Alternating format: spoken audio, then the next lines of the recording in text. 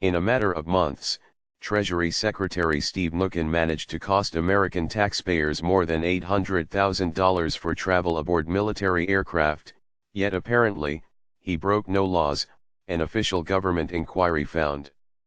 The decision came on the heels of Health and Human Services Secretary Tom Price's resignation from office. Price stepped down after Politico reported on the cabinet member's frequent use of chartered and military flights, which reportedly cost taxpayers more than $1 million.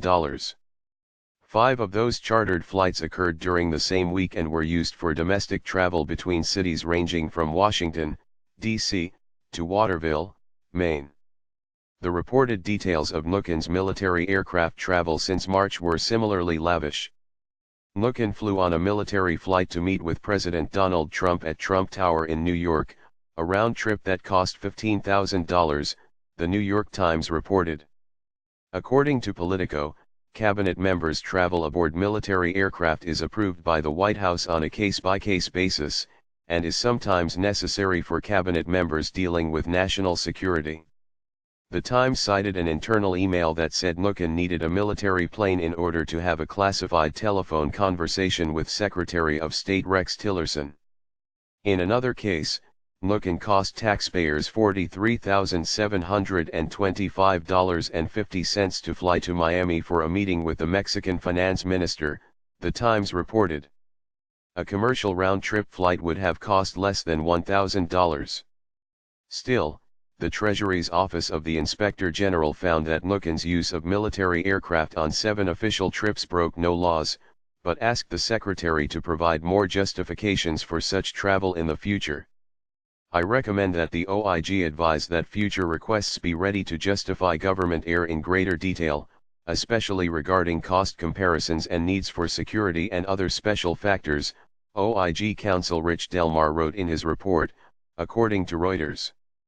Mnuchin's travel habits came under official scrutiny in August after his wife, Louise Linton, posted a photograph to Instagram highlighting the luxury designers she was wearing as the couple descended from a government plane they took to Kentucky for an official trip that just happened to coincide with the path of the total solar eclipse. Mnuchin, a multimillionaire and former Goldman Sachs executive, pushed back against criticism from Democrats and watchdog agencies about the trip. "People in Kentucky took this stuff very seriously," he said in an interview with the Washington Post. "Being a New Yorker, I don't have any interest in watching the eclipse." Reports also surfaced over the summer that Mnuchin requested use of a government jet for his European honeymoon to Scotland, France, and Italy. Such an aircraft would have reportedly cost taxpayers $25,000 per hour to operate. His office eventually withdrew the request.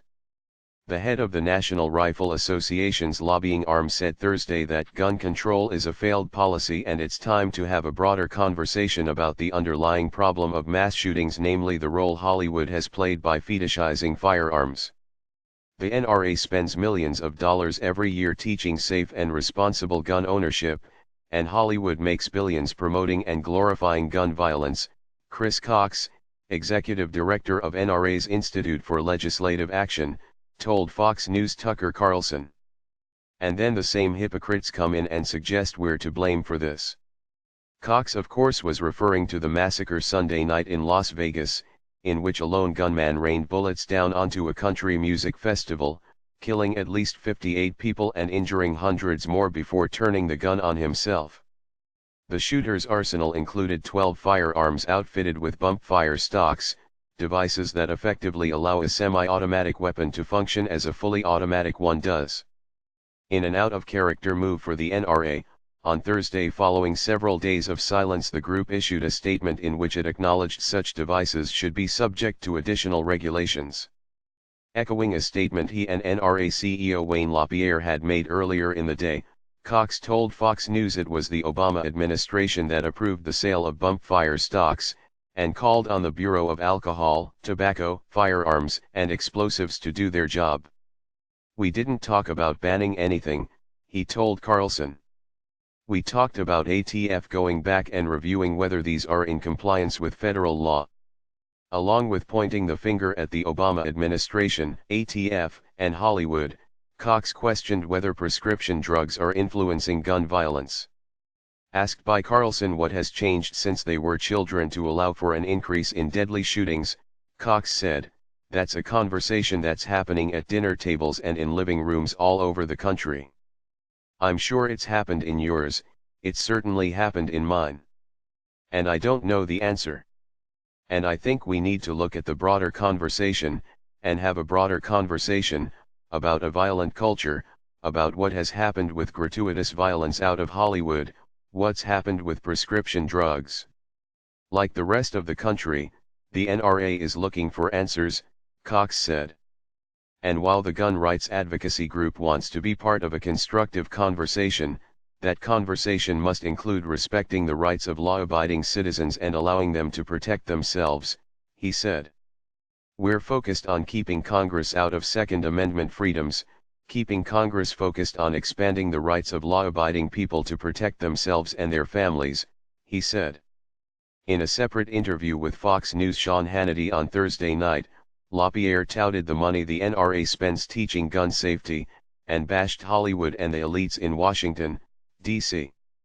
"This Hollywood crowd makes billions, teaching gun irresponsibility to the American public," he said.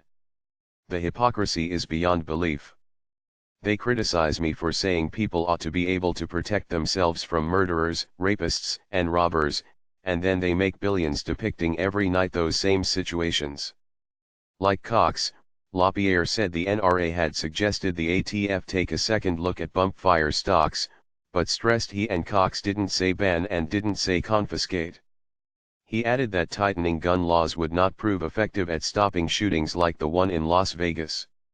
"If legislation worked, Boston Massacre wouldn't have happened, San Bernardino where California has every gun law on the books that wouldn't have happened," LaPierre said. "In Paris, where they have complete gun bans, that wouldn't have happened. Brussels.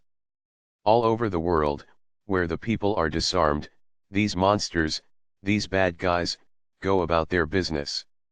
They could care less about what laws are on the books.